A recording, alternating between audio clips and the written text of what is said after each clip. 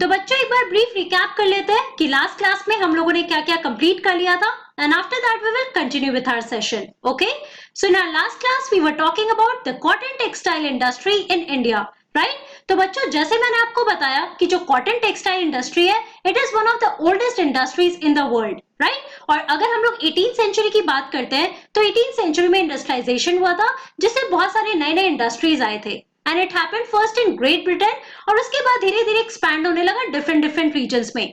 लेकिन अगर हम 18th सेंचुरी के पहले की बात करते हैं तो उसके पहले डिफरेंट टेक्निक यूज किया जाता था in cotton textile industry in order to make और produce clothes. Okay, so basically अगर हम लोग उस टाइम की बात करते हैं तो हैंड वीविंग प्रोसेस हुआ करता था जिसमें लूम्स को यूज किया जाता था और मैंने आपको स्पिनिंग जेनी के बारे में बताया था, है ना? सो बेसिकली अगर हम इंडिया की भी बात कर रहे हैं बच्चों, so India has glorious past और glorious tradition of producing और of weaving clothes. Okay?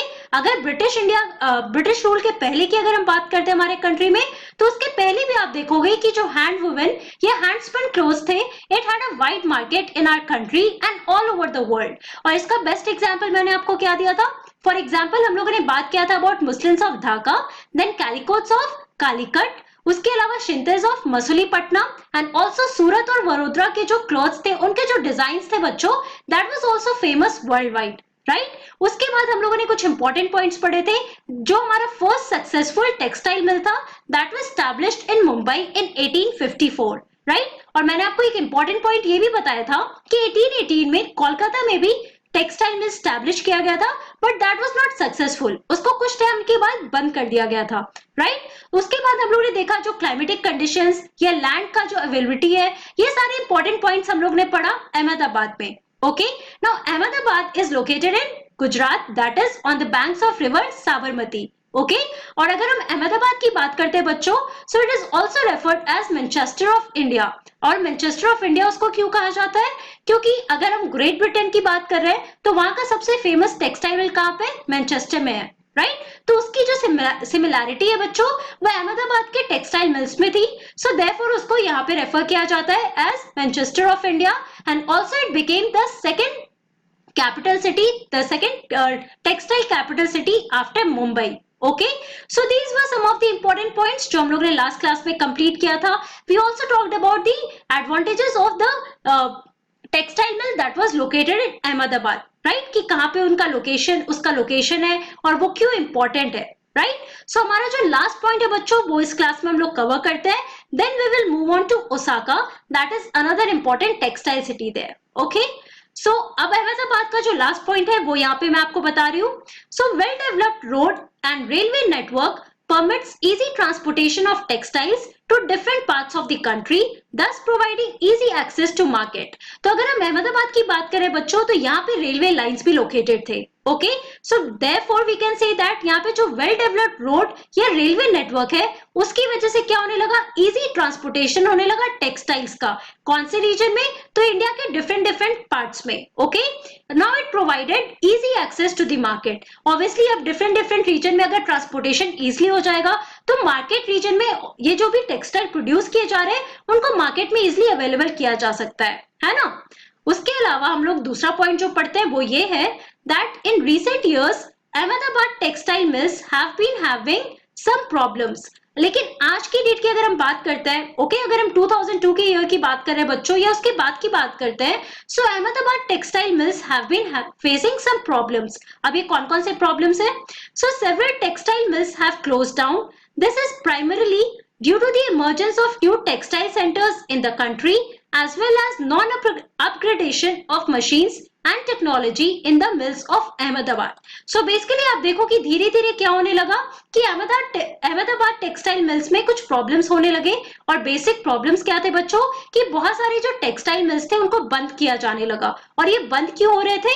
It was because of the emergence of new textile centres. अब धीरे धीरे नए नए टेक्सटाइल सेंटर्स इमर्ज होने लगे थे because of industrialisation. Okay, and also it was basically due to the non upgradation of machines कि machines को अपग्रेड नहीं किया जा रहा था। नए नए मशीन्स जो मार्केट में आ रहे थे उन टेक्सटाइल मिल्स में यूज नहीं किए जा रहे थे। सो उसकी वजह से या टेक्नोलॉजी नहीं यूज करने की वजह से भी ये सारे मिल्स को बंद किया जाने लगा। Okay, now these are some of the important points that you have to keep in mind. और ये इंपॉर्टेंट पॉइंट रिलेटेड है अहमदाबाद से। ओके, अब बच्चों हम लोग ओसाका के बारे में पढ़ने वाले हैं। एक तरफ अगर हम लोग कॉटन टेक्सटाइल इंडस्ट्री की बात कर रहे हैं तो इंडिया में Ahmedabad is an important place. दूसरा हमारा इंपॉर्टेंट प्लेस है अगर हम लोग ऑल ओवर वर्ल्ड की बात कर रहे हैं, सो आउटसाइड इंडिया दूसरा इंपॉर्टेंट प्लेस है Osaka, that is located in Japan. Okay, now let's talk about Osaka here. It is an important textile center of Japan, also known as the Manchester of Japan. एक तरफ आप देखो कि अहमदाबाद को Manchester of India कहा जाता है, और अगर हम ओसाका की बात करें बच्चों, so it is an important textile centre, कहाँ का? जापान का। और जापान में इसको क्या कहा जाता है? मैनचेस्टर ऑफ जापान कहा जाता है। ओके, अब यहाँ पर हम लोग मैप में देखते हैं कि ओसाका कहाँ पे लोकेटेड है।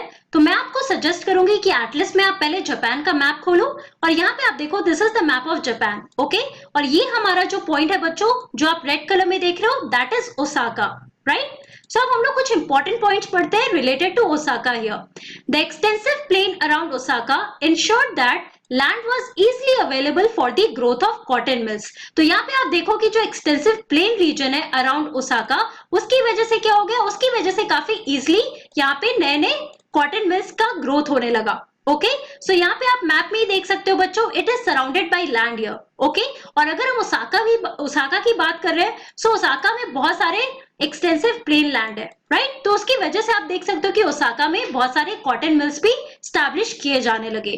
Now warm humid climate is well suited to the spinning and weaving.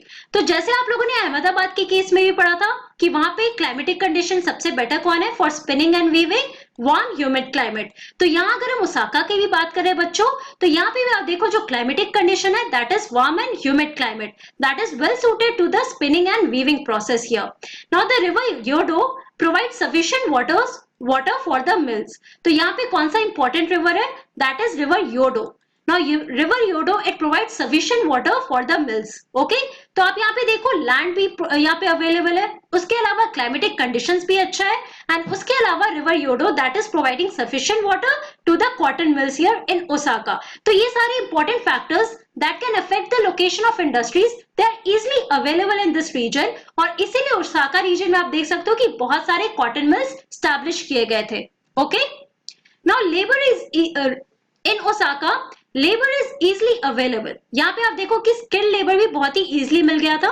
Also location of port facilitates import of raw cotton and for exporting textiles. यहाँ पे आप देखो कि दैट लोकेशन ऑफ पोर्ट, अगर हम लोग मैप को दोबारा देखते हैं बच्चों, तो यहाँ पे आप देख सकते हो कि बहुत सारे पोर्ट्स है। ओके, अगर आप वर्ल्ड मैप में जापान को देखोगे तो जापान के आसपास आपको सिर्फ और सिर्फ रिवर्स मिलेंगे। ओके, सो बेसिकली यहाँ पे बहुत सारे पोर्ट्स भी लोकेटेड है। सो इसकी वजह से क्या होता है?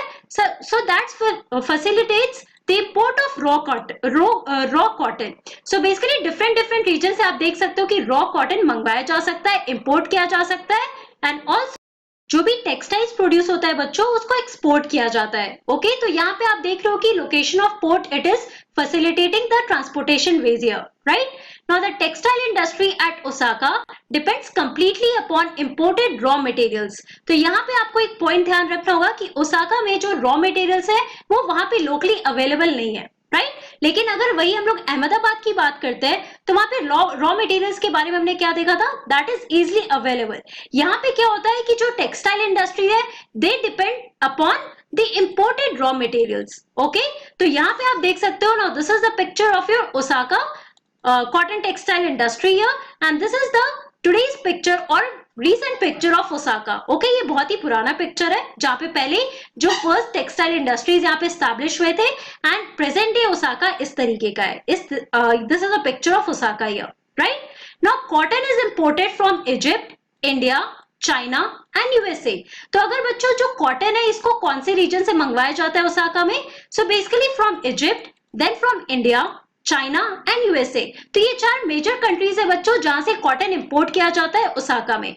Now the finish product is mostly exported and has a good market due to good quality and low price. तो बेसिकली जो फिनिश प्रोडक्ट्स होता है बच्चों उसको एक्सपोर्ट किया जाता है डिफरेंट रीजन्स में, एंड ऑल्सो इसका बहुत ही वाइड और गुड मार्केट है because of the good quality of the product that is the textiles, and also because of the low price, कि बहुत ही लो प्राइस होता है। अगर हम डिफरेंट रीजन्स की बात कर रहे हैं, फॉर एग्जाम्पल चाइना, यूएसए, इन सारे रीजन में आप देखोगे कि लो प्राइस पे से बेचा जाता है, एंड डेफिनेटली इसके लिए इसका एक ह्यूज मार्केट है। Okay, now these are some of the important points that you have to keep in mind here.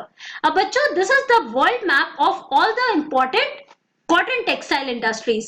तो अगर हम नॉर्थ अमेरिका की बात करें बच्चों, तो ये सारे रीजन में आप देख सकते हो, दीज आर द रीजन जहाँ पे कॉटन टेक्सटाइल इंडस्ट्रीज है।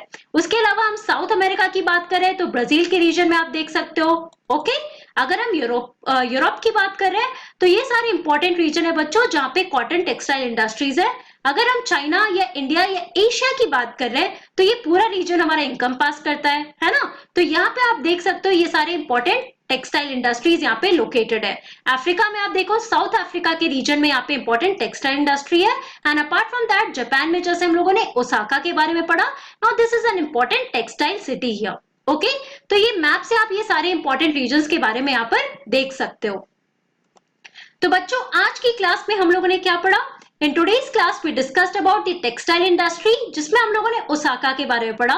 And Osaka is located in Japan and it is also known as the Manchester of Japan. Okay, फिर हम लोगों ने कुछ इंपॉर्टेंट पॉइंट्स पढ़े कि जो रॉ मटेरियल्स है दैट आर जनरली इंपोर्टेड, कि जो रॉ मटेरियल्स जो यूज किए जाते हैं टेक्सटाइल इंडस्ट्री में बच्चों, उसको डिफरेंट डिफरेंट रीजन से लाया जाता है। फॉर एग्जांपल इजिप्ट से, यूएसए से, चाइना से और इंडिया से, राइट। और जो भी टेक्सटाइल जो भी प्रोड्यूस किया जाता है, जो भी फिनिश प्रोडक्ट्स होते हैं बच्चों, उनको एक्सपोर्ट किया जाता है जिनका गुड क्वालिटी है and also they are exported at low price, जिसकी वजह से इनका एक ह्यूज मार्केट है। ओके, और यहाँ पे आप देखो location is really important. Apart from that we also talked about the water supply, that is also important for the region here. Okay, तो ये सारे इंपॉर्टेंट पॉइंट्स थे जो हम लोगों ने टेक्सटाइल इंडस्ट्री के बारे में पढ़ लिया है। सो बच्चों, फाइनली हम लोगों ने आयरन एंड स्टील इंडस्ट्री के बारे में कंप्लीट कर लिया है और हम लोगों ने कॉटन टेक्सटाइल इंडस्ट्री के बारे में पढ़ लिया है। और इससे रिलेटेड जितने भी इंपॉर्टेंट रीजन है, एक हम लोगों ने इंडिया के बारे में डिस्कस किया एंड उसके अलावा हम लोगों ने आउटसाइड इंडिया के बारे में एक इंपॉर्टेंट सिटी के बारे में डिस्कस किया है, both in iron and steel industry and also in cotton and textile industry. So बच्चों, अब हमारे नेक्स्ट क्लास में हम लोग अपना नया टॉपिक शुरू करने वाले हैं। हम लोग एक नए इंडस्ट्री के बारे में बात करने वाले हैं, that is information technology industry. Okay, so that's all for today. Thank you very much. Have a nice day.